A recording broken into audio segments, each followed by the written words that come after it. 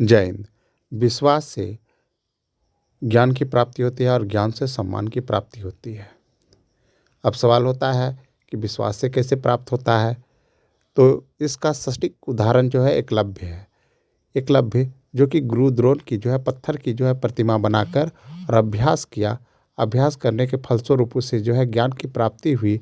और जब उसे ज्ञान की प्राप्ति हुई तो उसे अर्जुन से भी ज़्यादा सम्मान मिला, जो कि गुरु द्रोण ने जो है अर्जुन को पहले वचन दे दिया था कि तुम दुनिया के सर्वश्रेष्ठ धनुर्धर होगे। और उसके मन को जो है एक बार जो है सोचना पड़ा और फलतः उन्होंने एकलव्य का अंगूठा ले लिया।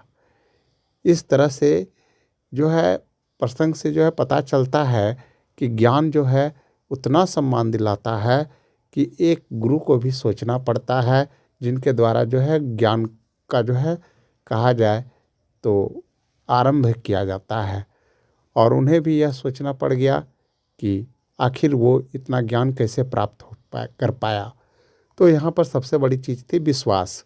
विश्वास के कारण ही वो पत्थर की प्रतिमा से भी ज्ञान प्राप्त कर लिया और ज्ञान के कारण ही उसे वो सम्मान मिला।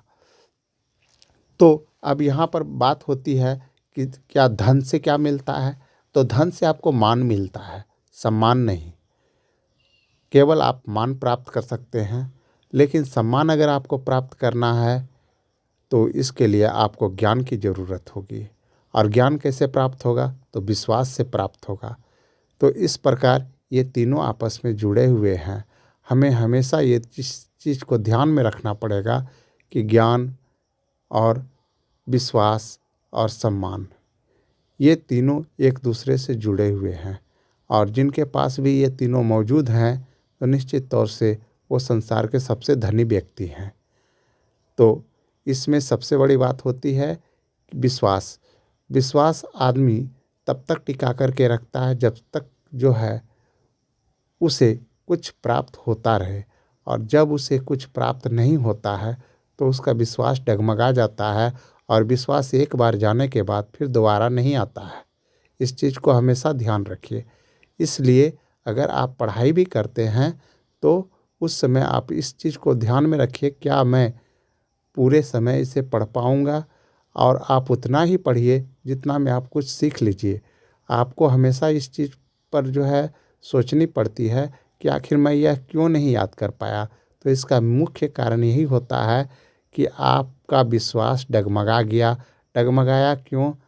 तो आपको पढ़ना था उतना सा ही जितना सा कि आप जो है अपने अंतर मन में उसको रख पाते, लेकिन आपने उससे ज़्यादा पढ़ाई की, जिसके कारण से आप उसको अंतर मन में नहीं रख पाए और आपका विश्वास डगमगा गया और आपको पढ़ने में रुचि नहीं आने लगी।